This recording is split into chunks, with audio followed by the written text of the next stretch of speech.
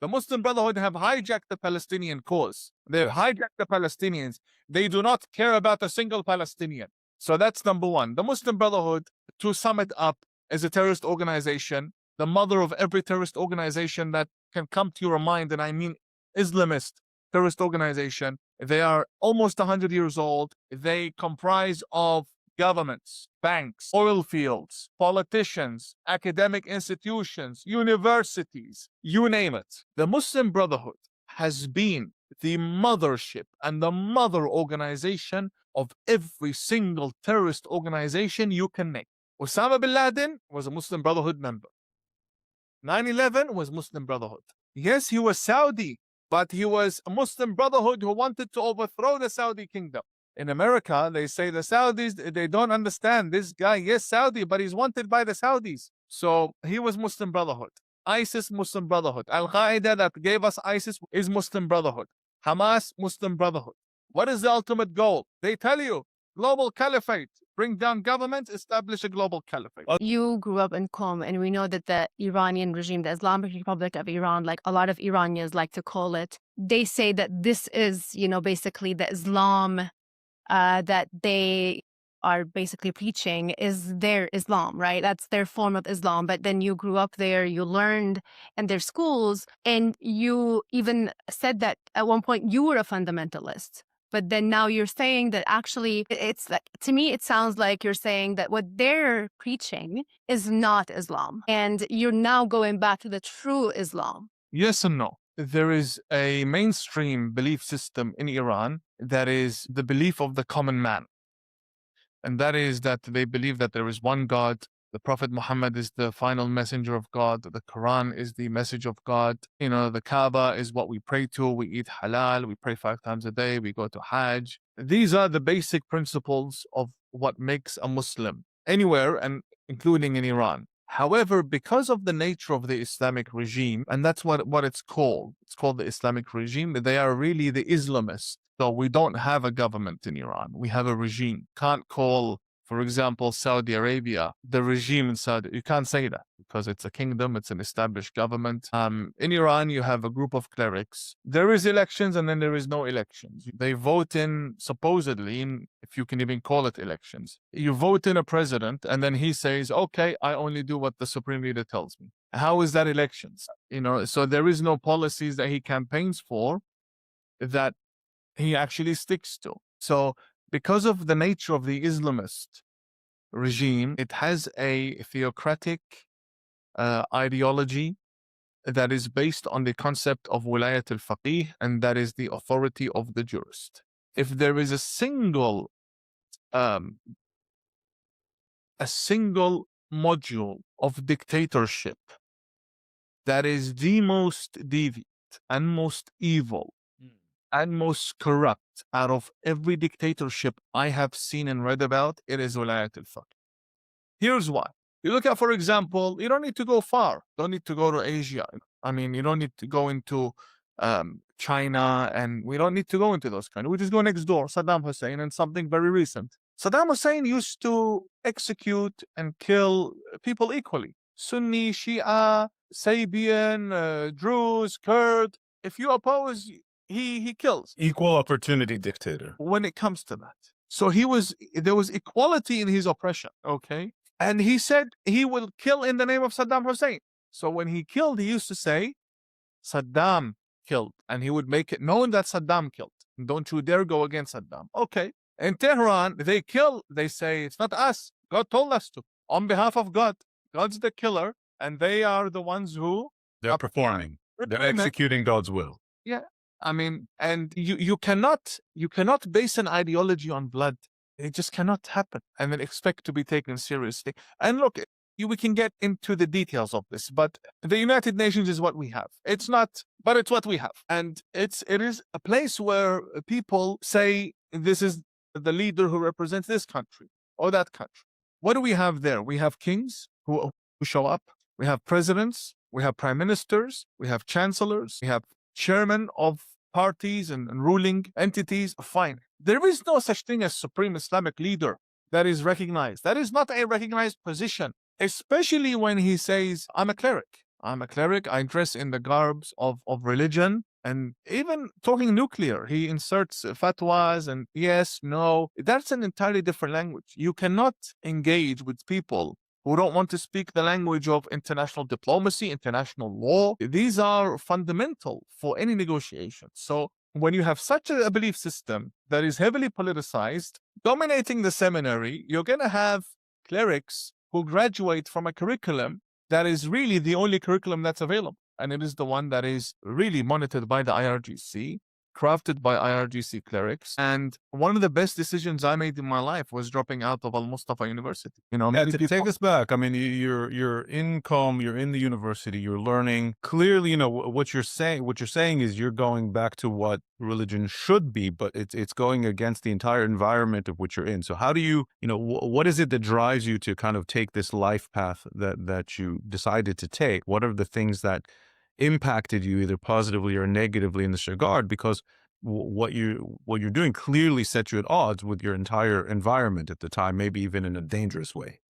There is some important context here, and that is that I moved from Australia to Iran in the year 2008. So I had already come from a society whereby, from what my belief was and still is, that I can read any book I want, and I can sit with any cleric I want, and I can ask any question I want. The idea that now I was in a dormitory where I was not allowed to read certain books, you know, I wasn't allowed to own certain books, and I can get into personal stuff, but at times we would come back to our dormitories and find our cupboards broken into, by not smashed open, but the keys were, the dean and the his aides would come and look, go through your stuff, see what books you have, what did you bring from outside.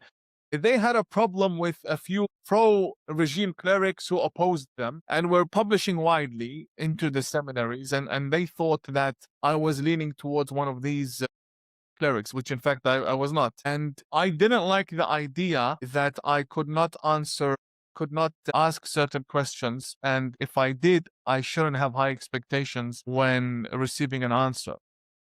You know, I could ask about what makes Khamenei the deputy of the savior who's appointed by God. And the answer is, well, look what Israel is doing. You know, so we need this as a solution. Yeah, I know the tension with Israel, but that's not my question. I'm speaking about the legitimacy of this position, be it Khamenei or Khomeini or whoever will come after. And I just couldn't get any proper answer. And then I was younger at the time, you know, looking at my early 20s, and I would just start going on journeys of education. And I am a nerd. Like, I don't look like a nerd, but I am a nerd. Yeah, and I think when it comes to reading, I think it has everything to do with me being a Scorpio. You're a Scorpio? Yeah, I'm a Scorpio. Wait, what does that mean? Scorpios like to know everything that's happening around them. Ah. So if I'm in a seminary and there's an issue that I'm concerned about, I have the urge and the energy and the will, and to make it my absolute priority, dig into this very issue until I am certain I have covered all areas and say, okay, now I am aware of what's going on here. And my I don't want to say who, but someone very, very close to me, who I care about a lot, used to say, I'm very disappointed in you because you like to dig up dirt on scholars, right? Because all my questions were new questions to them. And then my answer would be, no, I'm not digging up dirt on scholars. I'm just someone, my mind cannot rest unless I know what this guy believes in. So I start reading, and I read. Here's my thing. When I read a book, regardless of who's the author, I always measure it against my brain. Always. Unless it is the Holy Quran. Unless it is the word of God. If it's the word of God, I take it and I submit, and I do not ask questions, because God says do and don't. The end. But if it's a scholar or a cleric, someone contemporary, no matter how revered, no matter how holy and what his lineage is, if I read his book, I measure it against logic and my brain. Why? Because if I run into a problem, the problem is with the book, not with my brain. So that is God's gift to us. Yes, the seminary gives you books, God gave you a brain. On the day of judgment, we are judged based on our understanding, based on our intellect. So my understanding is if a book goes against logic, it most definitely goes against the Quran. And I have never failed in showing and demonstrating a cleric writing a book that I disagree with and showing that there's a place in the Quran it opposes. So going back to your question, Wilayat opposition to the Quran. The Quran says that the Muslims, their affairs are completed in consultation amongst themselves. It uses the word shura. There is consultation amongst them. In Iran, we have one guy, like the Pharaoh of Egypt, one guy. So that is exactly what all Abrahamic religions came against, Right. most notably Moses, Yes. right? So if you look at the Pharaoh, Moses didn't have a problem with the Pharaoh. Let's be very clear. Moses is there to guide people to worship God. It was the Pharaoh who had a problem with Moses, wanted to kill him before he was born. It was the Pharaoh who came after Moses in his mother's womb. It was So- killing every child that was born that night. Yeah, I actually want to follow up on this because you touched on a very important point. And we're not going to talk about the hadith and the Holy Quran right now, but I want to ask about the Quran. There's a lot of, the extremist sheikhs. They also try to interpret the Quran differently.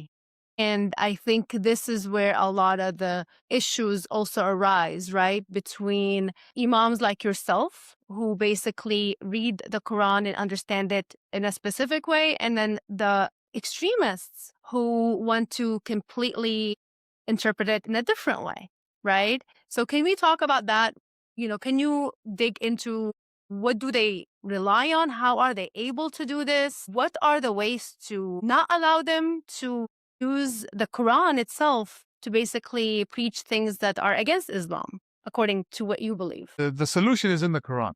The Quran says that the meanings of the Quran can only be attained by those of divine knowledge, those who have been dwelling in knowledge, those firm in knowledge. And everyone knows that there are several forms of knowledge. There is knowledge that is acquired through education, and there is knowledge that is bestowed. The Quran, because of how serious it is referring to the knowledge that is bestowed from God upon certain people, the Prophet and his family, to be able to teach the Holy Quran. Moving on to the term interpretation, yes, I know interpretation of the Holy Quran has been around since the earliest days of Islam. I know that. I don't need anyone to say, hang on, but I know. And I know that interpretation of the Quran is a world that is never ending in the amounts of interpretations there are in volumes and encyclopedias and lessons and scholars who specialize in Quranic interpretation. Okay, none of that is real interpretation of the Quran.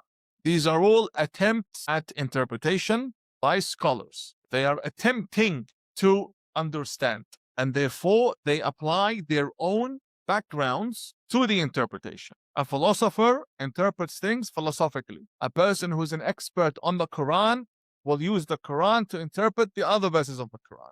A person who specializes in hadith and tradition will use the hadith and history to interpret the Quran. And those who are into spirituality will use mysticism and poetry to interpret the Quran. Someone who's a lawyer will look at it from a legal lens. Someone who is an expert in Arabic will start doing mathematics. The value of this letter is this number, and it is repeated this time, and therefore we have 95 here and 95 there, and you bring this verse next to this, and therefore the meaning connects to that. Okay, everyone's going to approach the Quran in their own way. These are all attempts. The only legitimate interpretation of the Quran is the Prophet and what the Prophet said, which is received from his family and righteous companions. Contemporary scholars left, right, and center, we respect, we care about them, very dear to us. We take their attempts into consideration, but fallible, can be questioned, can be debated, can be rejected, can be accepted. God will not ask me about Oxford University's publication on X chapter of the Quran. God will ask me about what the Prophet said regarding what verse. Did I obey or accept it?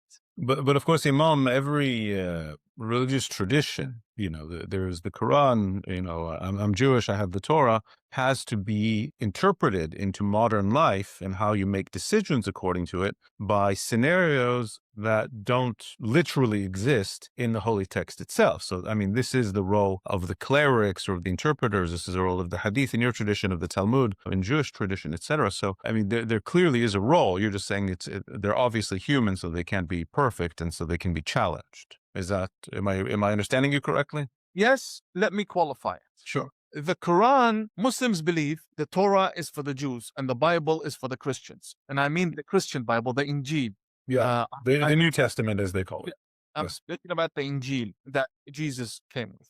We believe in that to be for the Christians. And we believe every book before, from the time of Abraham, were for that very nation. But we believe that the Quran is for all. We believe our prophet is not just for Arabs. We believe the prophet is for the whole of mankind. If that's the case, then the Quran, being the final book from the final messenger, is perfect for all times. Now, having said that, I'm speaking directly to what you said about how religion is interpreted with the times. Yeah. But the Quran, since it was introduced in Mecca, it was for all times, and therefore the interpretation mostly applies to legal issues, the verses of law, worship, transactions, dealings with other humans, marriage, divorce, prayer, issues like that, and also prohibitions. And therefore the interpretations fall in the acts of worship, what is prohibited and what is obligatory and what is encouraged and so on. So for example, if God says refrain from intoxicants, right? So yes, he didn't mention weed and he didn't mention other intoxicants, but the general law is there. Interpretation comes here. The idea that one can twist an entire verse and concept and purpose of revelation and come out with an entirely foreign meaning to the Quran there is no room for that. It can be easily spotted. That does not belong. Yeah. So Quran gives you the main principles, and it is our duty to then extract the various legal branches that come out of that principle. How would you, to our audience, we have our viewers, our listeners all over the world, how would you then explain the rift that we have today? People talk about radical Islam, Islamism we've talked about, which has guided a lot of, if not all of we'll call it a lot of the radicalism in the region and increasingly in the West. How do you explain Islamism versus who you are or what you're doing or what you might describe as Orthodox Islam?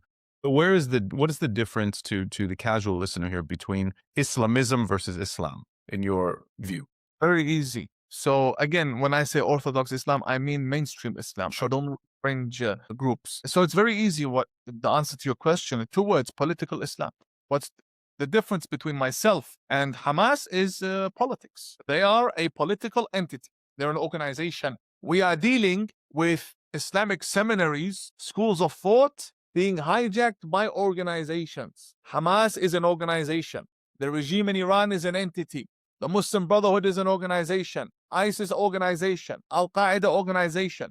These are not schools of Islamic thought. That's the difference. Is it because they want to create an Islamic state, a global Islamist ummah all over the world? Like that's their ultimate goal? Ultimate goal. And the vehicle for that is political Islam. Why? Because political Islam allows the leader to have his own charter.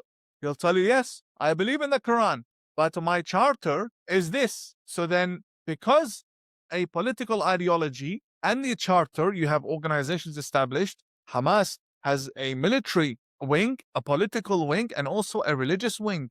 Hamas teaches its fighters to memorize the Quran and to learn Islamic law and to be trained clerics and scholars and you name it. So the charter is what gives birth to Hamas seminaries, to Hamas schools, and so on, that in turn turn around and push the agenda of the political organization. So it's schools of thought being hijacked by political organizations, and you can never be accused of being anti-Islam by opposing a organization, because you're not opposing God or the religion. You're opposing people who are hijacking the religion. What differs in? I mean, you said they have clearly the way that they promote Islam, the values, whether it's committing acts of terror, suicide bombings, repression of Muslims who don't follow Muslim law, women, minorities, non-Muslims. I mean, they do bring, at least in their justification, Islamic Quranic sources for this. So where do they get this from, and where are they erring? No, they don't bring Islamic sources. They appear to bring Islamic sources. What they do is they cherry pick verses. Let me give you an example. This is a very simple example. This is one of the low-hanging ones,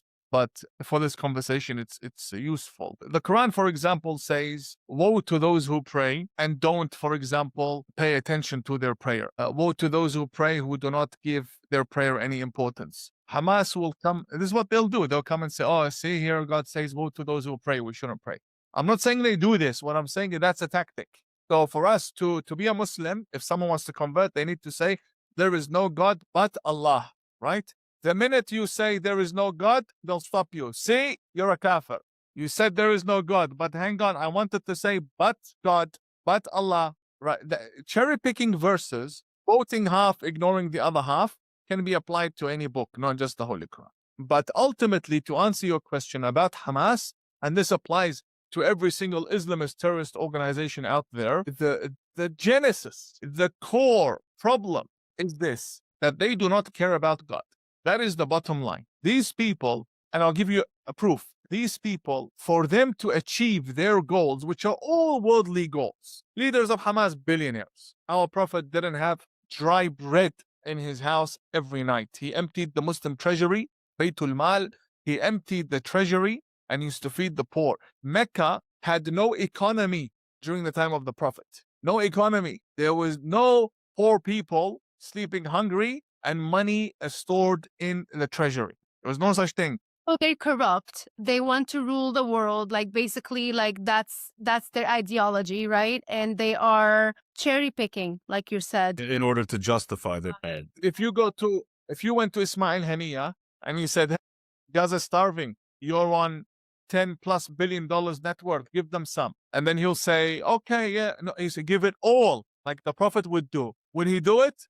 No. In fact, Haniya, like Khomeini would say if the Mahdi, which is the savior, if the Mahdi was here, he would die for the revolution. The Mahdi, pay attention to me.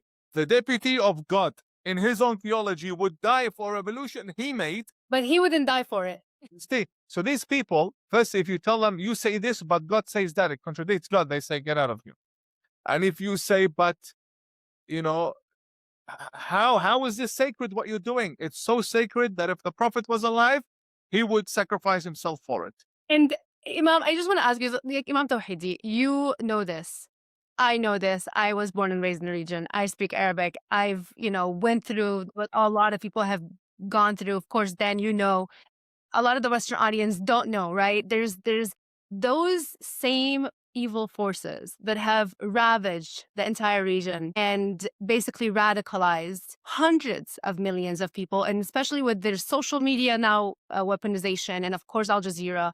This is a reality that's actually now invading the West. What would you say to people in the West today about this, about the fact that these forces are literally infiltrating the minds and hearts of so many people based on complete, hypocrisy?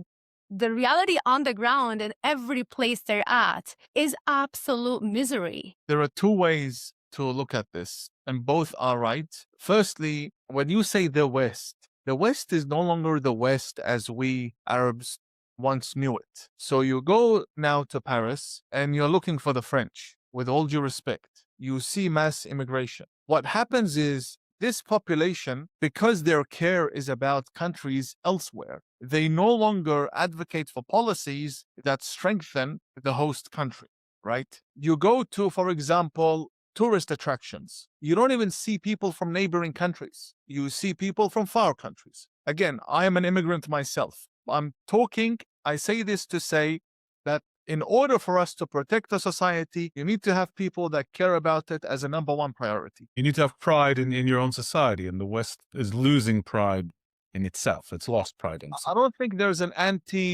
be pride in Canada, be proud of America movement. I just think there's just so many people that have come in that have a lot of problems to deal with. They have families, kids, people to feed, large families back home. They're here to study and lead. They don't have time to get involved in pronouns. So what happens is, and they're part of the conversation. They're part of the economy. They're part of the conversation. And sometimes they run industries like the truck driving industry.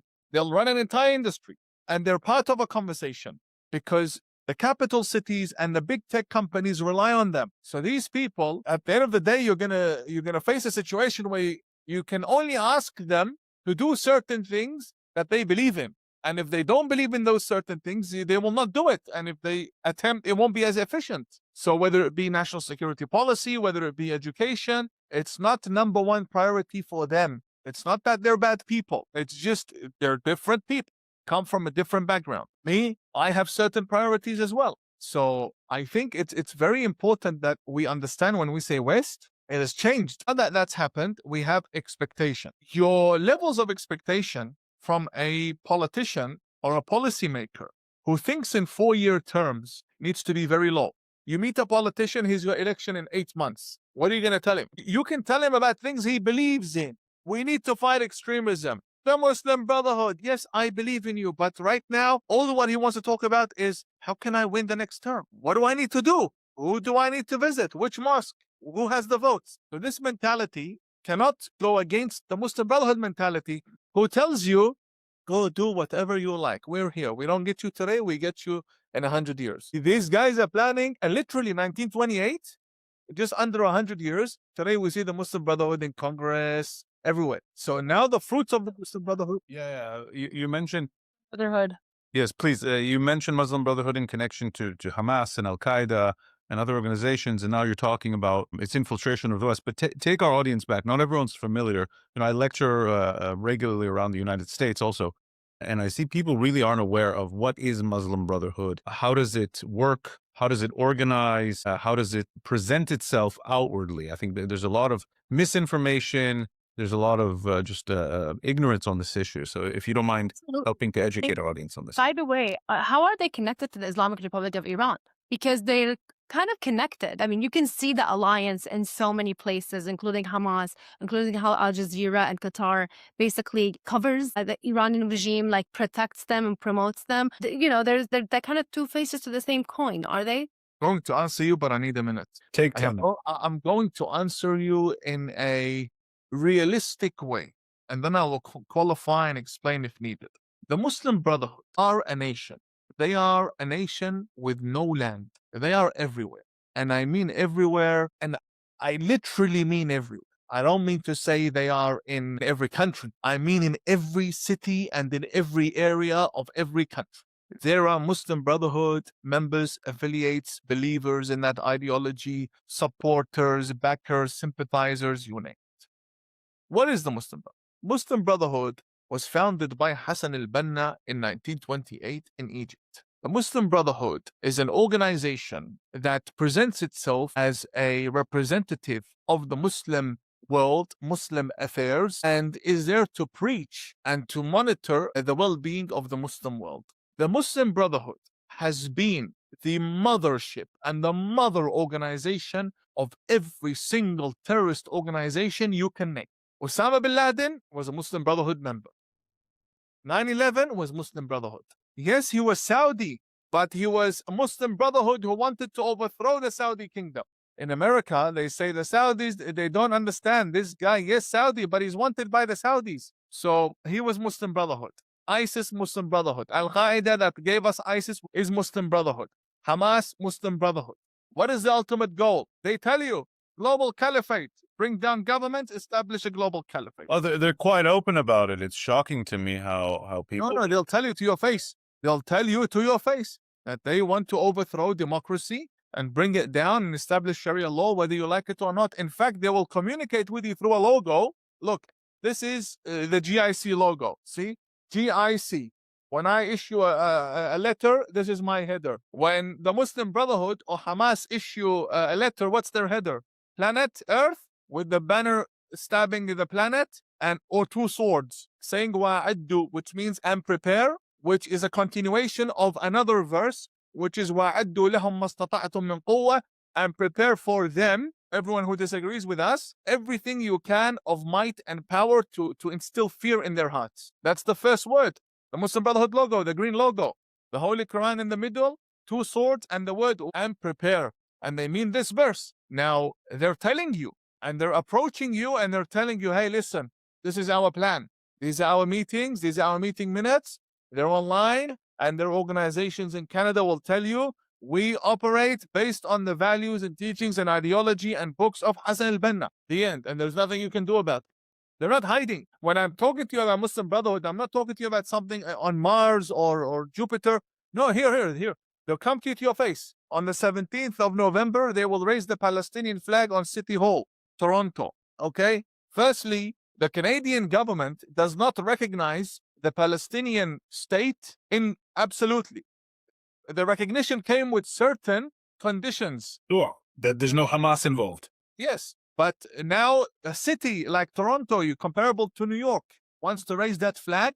I mean, come on. With all due respect, all of the organizations involved are Muslim Brotherhood.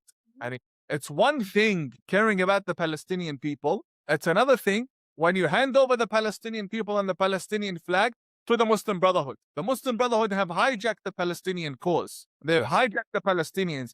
They do not care about a single Palestinian. So that's number one. The Muslim Brotherhood, to sum it up, is a terrorist organization, the mother of every terrorist organization that can come to your mind, and I mean Islamist terrorist organization. They are almost 100 years old. They comprise of governments, banks, oil fields, politicians, academic institutions, universities, you name it. How do they work in the West? Suit and tie, LV, Gucci, and Armani.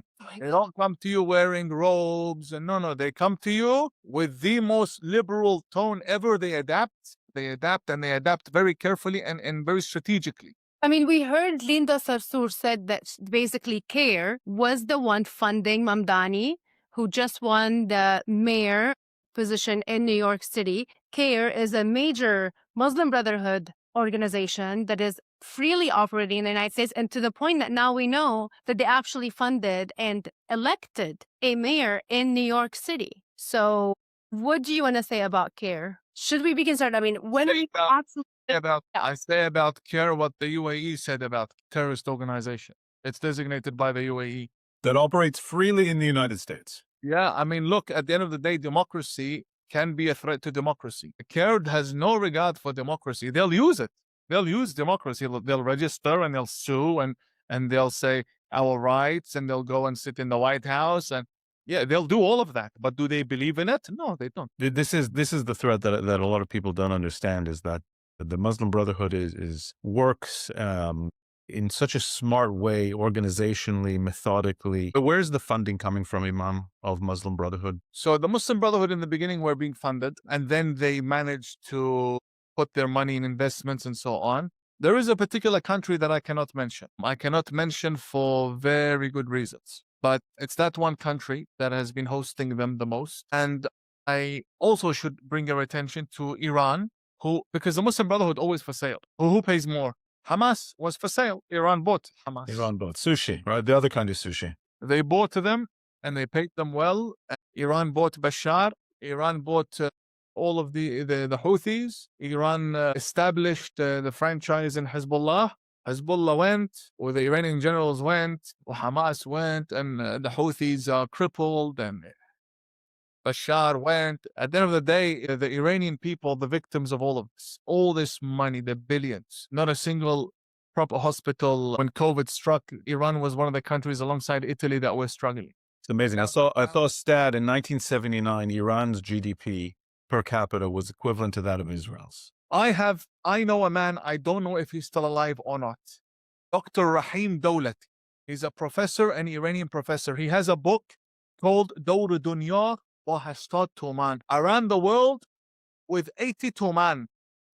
82 man, I don't know what I can... 80 cents. Not even 80 cents. Not even 80. He went around the world with that amount of money before the 1979 revolution. Wow. Now, Iran. Look, it's one thing when you're talking about a new country, but Iran, this history is now drought, you don't have a proper water systems in your country. Yeah, and did you see the robots? Did you see the humanized robot? They're back to the cleric robots. If they're going to wear turbans, we're going to have competition. The robots that has pimples on their face. Thought it was. Imam, we only have a few minutes left of your precious time. We'd like you to please tell us about the Global Imams Council. Who are you guys? What is your role? We mentioned at the outset that it's broadly representative, but please explain to audience your fantastic organization that you're a part of and what you're trying to do. The Global Imams Council is a council that comprises over 1,600 imams, Sunni and Shia, representing all Islamic schools of thought. We work in addition to community service on establishing official relations with governments, other communities and other religions and other counterparts. We have dealt with some of the most important institutions around the world, from the Vatican to the United Nations to the European Parliament and parliaments across the world. Regular events in the most significant gatherings. The GIC, you'll find them present. GIC also has diplomats in Muslim countries, diplomat imams who hold major positions within their respective governments and countries. The GIC, in addition to community service, also works on counter-extremism and peace. We are champions. We champion, we're not champions, we champion the Abraham Accords and the values that the Abraham Accords seeks to promote. When it comes to counterterrorism, we are experts on counterterrorism. Meaning How that, so? for example, myself, I had to spend 2 years of my life to obtain a master's degree in counterterrorism. Most of the people with us have been either trained or are experts in the field that they speak. Everyone here is qualified. There is no one that is here because of an important surname that they have. I want to share with you our most recent work. It is the Symbols of Terror, which is a guide for Canadian law enforcement to recognize the most extremist flags, because recognizing these identifiers is not optional. It is a necessary skill, we believe. This is a book for those of you who are listening and not watching us. This is a book, a guidebook, a pamphlet, really essential to different Islamist symbols. Is this available on the GIC website for download? It's available for free PDF. You can see this is the profile of Hamas. Basically, it allows law enforcement to identify the extremist flags and then take proper action. So when you're seeing the different protests around Western capitals or universities, and there's different Islamist flags, there's a fear. Yeah. How do we know that's a terrorist designated organization? You approach it and they say, "Oh no, this is a good flag." So this book allows them to not only detect but disrupt the extremists. And we congratulate Canada for being the first country to have such a manual. And very, very soon you'll see the GIC produce this for other countries as well. Imam, how do you decide who becomes a member of this council? Do you approach them? Do they approach you? There's a possibility that we may approach someone, and we have. And there are times where applications come in and we assess them. I want to ask you, Imam Tawhidi, so you are based in Canada. Can you tell us which countries are you located? Where do you feel that there is the most change, and maybe there are more imams joining you that want to basically be part of this alternative to what we've seen in terms of the Muslim Brotherhood, Islamic Republic of Iran, the extremists basically that have done a lot of damage to the entire Middle East, North Africa and beyond? I'm based between North America and Abu Dhabi. I'm a resident in the UAE as well. So I'll answer you this. We are opening up to North America and America. So we have a very complex, very strategic outreach program for America for 2026. So, and there's a reason why, but we need to make sure that the Muslim Brotherhood don't operate without any pushback. Since you're positioning yourself as the pushback to Muslim Brotherhood. Oh, we are. How do I talk a lot about Havi and I both travel around the US a lot. I'm sure you do too. And I've certainly had a lot of conversations with elected officials on different levels, with religious leaders, Jewish, Christian, civic leaders. And how can a community in a given place, let's say in the United States, let's say in Canada, how can they know if a Muslim community or a local imam or a sheikh is affiliated with Muslim Brotherhood or not? Is there a way that they can know? Is there some kind of public affiliation? How should they know who they're engaging with before they engage? Very easy. Call the GIC. Send us an email. We'll put your contact info. We have time really for one last question here, and what kind of opening it up in the broad perspective. You work, I mean, the GIC works in and around the Middle East, North Africa, South Asia. That's really where most of the world's Muslims live, of course, with many in the West these days. How do you see the trend, the broad trend? Is it shifting more towards Muslim Brotherhood, towards extremists, towards Islamism, or is it shifting the other way, or is this a fight that's an open battlefield between extremists and moderates that needs to be had? And the Middle East is shifting away from the Muslim Brotherhood. In the West is shifting towards the Muslim Brotherhood. If Saudi Arabia joins the Abraham Accords, that is the biggest loss, the biggest threat. Again, one of the reasons why October 7 happened was because Sinwar didn't want the Abraham Accords to include Saudi Arabia. Now, whether they join the Abraham Accords or if they have their own version, point is that peace is going to deal a serious blow to the Muslim Brotherhood. But in the West, the Muslim Brotherhood are like ducks. You look at them, they're just roaming around. When you look at a duck, it's just, just moving along, but beneath the surface, it's moving. Imam Tawhidi, what do you think the solution is to counter the Muslim Brotherhood in the United States and in the West right now? Trade and economy. How? We need to strengthen the economies between Canada, America, and the UAE. And then this is through the framework of the Abraham Accords. You start introducing exchange students from the UAE to the West, just as an example, and vice versa. And trade. The number one influence of a policy is trade. Trade becomes a mammoth file with one country, and then the country steps in and says, we've designated your guys there as terrorist entities. The UAE did with the UK, 8 designated start of this year. That's the card the Muslim Brotherhood play. They come to you, they promise you trade, and they promise you votes. If you have strong economy surrounding your Abraham Accords ethos and principles and values, the government will not only listen to you, but they will be reliant on you. And therefore, you pull the rug from beneath the Muslim Brotherhood. What about designating them as a terrorist organization? You see, designations in the Middle East are a security decision. In the West, it's a political decision. Right. We need a political assessment, So they see it as a political move. That's the problem. You said that, and I agree with you that the Abraham Accords, from an integrationist perspective, from an economic perspective, and I've seen what study abroad has done to people from the UAE, from Saudi, from others who have traveled to the West. But you've also seen people who come back radicalized. I think Hassan al-Banna was actually studying in the West before he came back to Egypt to start the ideology. How do we ensure, though, that two of the main proponents, financially, ideologically, of Muslim Brotherhood in the Middle East, specifically, I'm talking about the Qataris and the Turks, that they're not also doing the same thing economically with investments, etc.? I mean, there seems to be a mix here of geopolitics and versions of Islam, and using these versions of Islam to push economics, to push politics. So how do we detangle all of this? The country will have its own ideological agenda alongside its economic agenda. There is no, even organizations do that. They have their economy, businesses, and then they have their ideology that they use to platform alongside it. The important question that Heidi asked me was the link between the regime and the Muslim Brotherhood. I'll wrap up with this answer that will leave you thinking.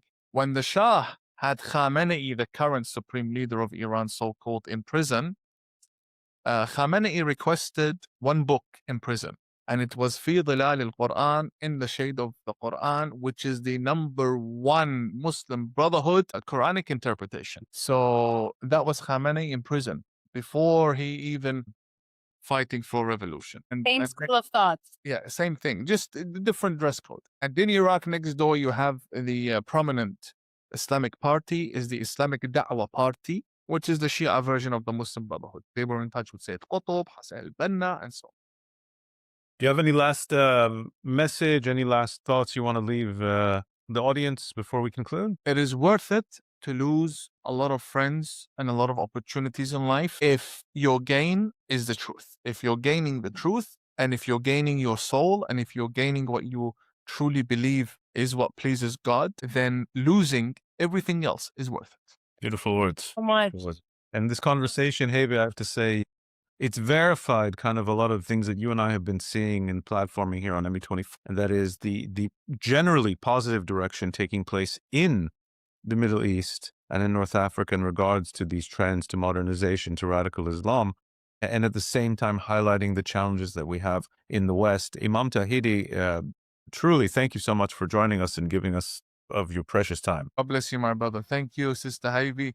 Thank you for having me. It's been an honor. Reach out anytime. It's 2025. America's debt is over $37 trillion, and the dollar just had its worst crash since 1973.